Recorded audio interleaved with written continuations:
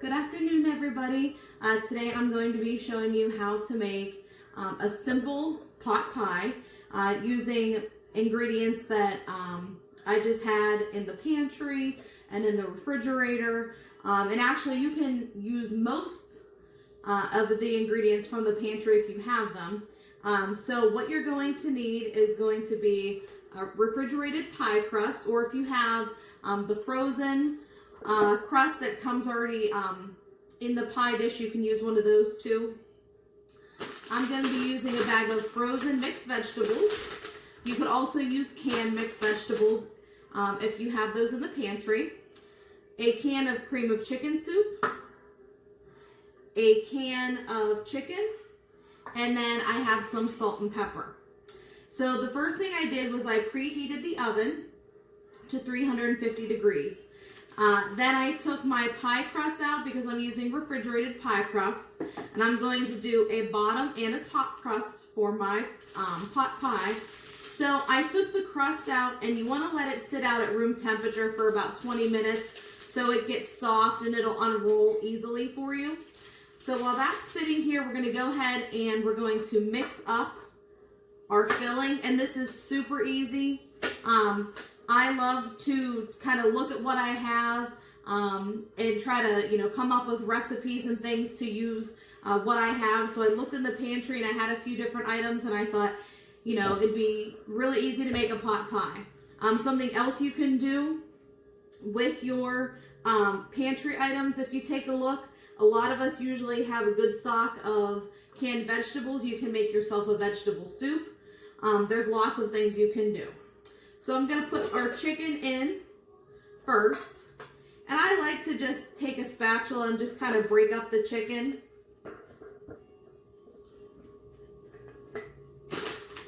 I'm going to open up our vegetables and pour them in there. And this is a blend of corn, peas, carrots, and green beans. And you can use whatever you have, whatever you like. Whoop.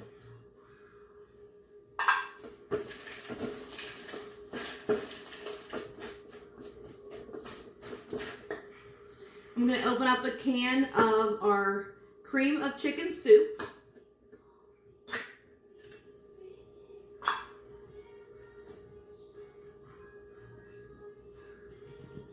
I'm going to shake that all out of there. And I'm going to stir it up.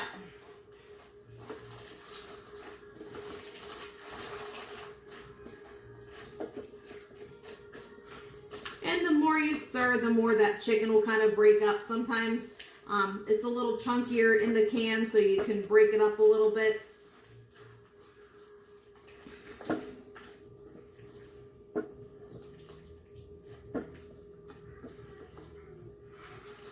All right, now I'm going to just add some salt and pepper. Now you don't want to use too much salt, and the reason is a lot of our canned goods have preservatives in them, and they tend to be a little bit saltier. So just take it easy, just a little dash will be fine. And I'm going to use some pepper.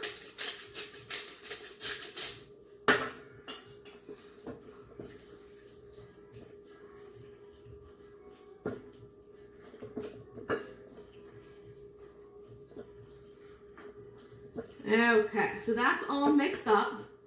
I'm going to get my pie crust into my pie dish so that we can go ahead and fill it.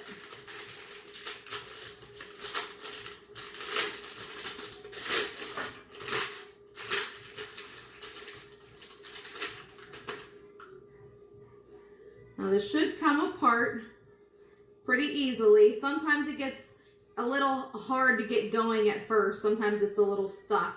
So you just want to be gentle with it so it doesn't tear.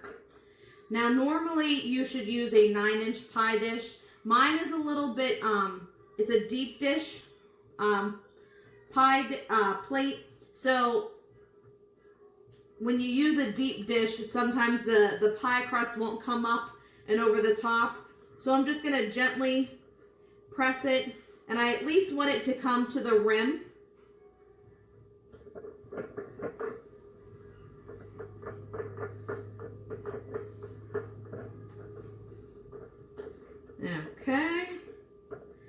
just make sure it is pressed all along the inside.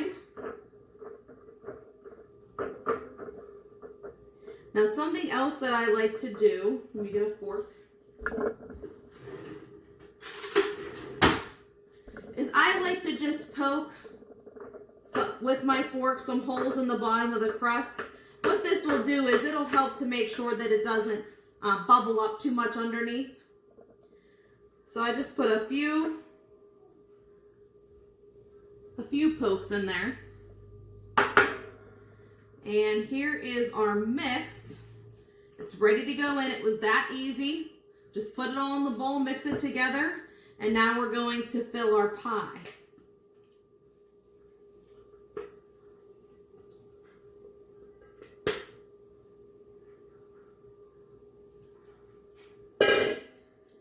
Now I'm just gonna gently kind of break it up a little bit. Some of those pieces of chicken are still a little big, so I'm just gonna kind of break it up a little bit as I push it around and make sure that the pie is nice and full.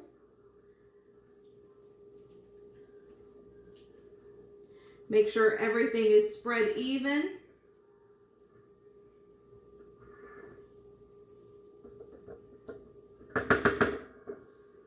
Okay. Our pie is filled. So now we're going to get our second pie crust for the top.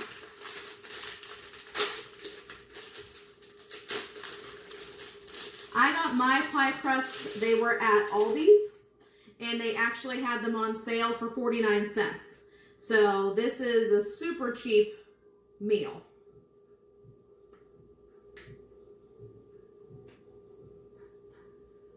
Roll it out gently again. And I'm just going to lay it across the top.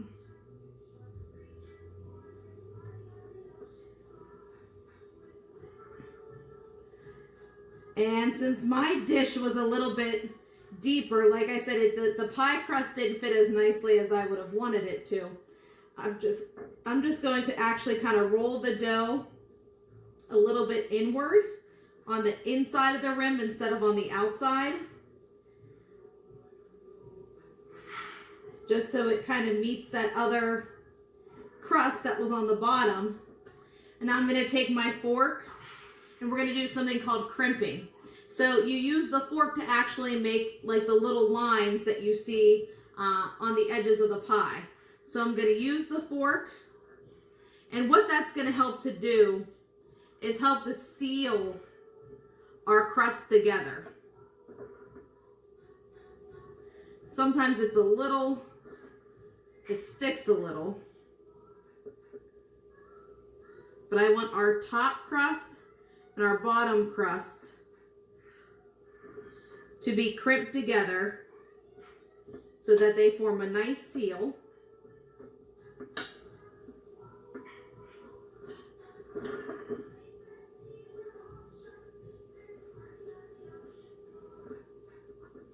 And you don't have to be fancy with it. It doesn't have to be perfect. You just want your crust to be sealed. So you can see I've crimped all around the edges. Now I am going to go ahead and poke a couple of holes in the top. That way some of the steam can come out while it's cooking. And I'm going to pop it into the oven for about 30 minutes.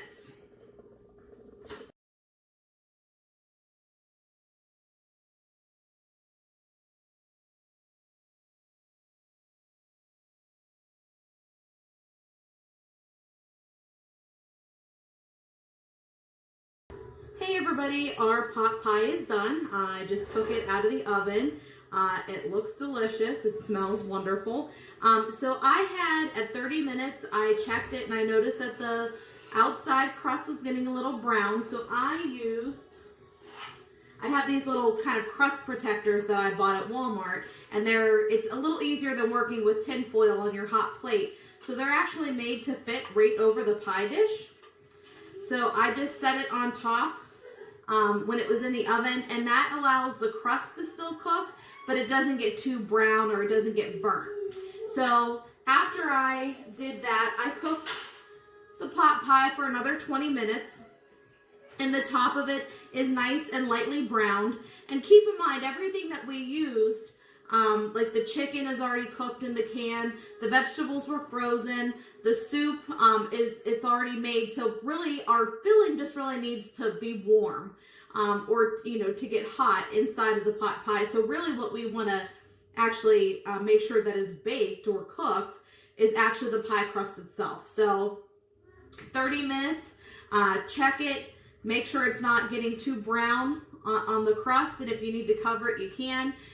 If it's doing okay, that's great. Pop it in, leave it in there for another 20 minutes, and you'll be good to go. So since we're talking about the pantry a little bit today, I wanted to talk to you guys a little bit about making sure that you're keeping your pantry clean and organized. It's really important when we have a lot of canned goods. Sometimes things kind of make their way to the back and we forget about them and they don't get used. If you've never paid attention, all of your canned goods are going to have expiration dates on them. And sometimes they can be tricky to find because there's not one standard place for every can or box. So I just got some items out of my pantry. And this is a can of sauce that is best by June of 2021. You'll have cans. A lot of times they're marked on the top or the bottom. This is a can of beans that expires in December of 2021. Your box items, they're also going to have expiration dates. This is best used by 2021. Even your cookie mixes and cake mixes and things, they're going to have expiration dates. This one is March of 2021. Bottles of like condiments and even salad dressings and things like that, all of those things have expiration dates. So make sure that you're looking and finding them. Your spices and things that you use to flavor your food while you're cooking and baking, make sure that those things are not expired.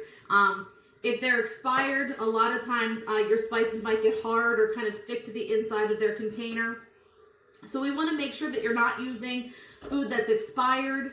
Some of these things can last a long time. So if they're in your pantry and you find them and they're expired, it's probably been a while. So it's a really good idea to try to do this, maybe one good time. Take everything out, go through everything that you have. I like to organize my items like items. So I'll put all my tomato type items, like all my sauce, all my canned tomatoes, tomato paste, all of things like that. And then I'll put all my canned vegetables together, all of my beans together. So I keep all of those things together so that it's easy to find what I'm looking for. And then when you go through your pantry, what you want to make sure is that you're keeping the items that are going to expire the soonest, keep them at the front of the pantry so you make sure that you use them. So if you go and you buy new items and let's say I have 3 cans of corn in the pantry and I go and I buy 3 more cans of corn, the new cans should go in the back. If we're able to do that, put the new stuff in the back of the pantry and bring that stuff that you had in there for a while, bring that forward. That way we make sure that we're using those items and we're not letting them expire. If you go through your pantry and you find that you have items that are still good, they're not expired, but maybe you're not going to use them, it's a great idea to try to find somebody that might need them, like a local food bank, or there's small pop-up pantries all over the place right now that you could drop those items off, items that are not expired, but you're not going to use them. Another recommendation I have for you, because there's such a variation in where your expiration dates are on your canned goods and on your other items in your pantry, I simply took a piece of tape and I put it across the front of my can of soup here, and I just wrote on there November of 2022. So whenever it's in the pantry, I can see the expiration date very easily. I just used some Scotch tape because that's all I had. You could use masking tape or any kind of tape that you have, and then I just used a Sharpie marker to write on there. That way I'm not fumbling and trying to find the dates. So you can label anything that you have, and it's a really good idea And if you do this one good time and you keep up with it and you're recycling that food and making sure the new stuff goes to the back and you're using the stuff at the front, then you should rarely find things that are expired. But it's a really good thing to do at least a couple of times a year to really go through and make sure everything is still good, especially your spices and things that you're cooking with on a regular basis. You'll be surprised if you look at some of your spices, maybe you've had them a little longer than you realize, but it's a really good thing to do. And it's a great way to kind of take a look at what you have and figure out, what can I do with what I have? How can I be creative? Can I make a pot pie? Can I make a soup out of all of these extra vegetables that I have? So those are just some suggestions. Make sure you're keeping your pantry clean and organized, making sure that you don't have any expired food in there. And I hope you enjoyed this easy pot pie, and I hope you get a chance to make it however you want. That's the great thing about it. It's your pot pie. You can make it however you want. It's very versatile and it's super easy. Have a great day, everybody. Bye.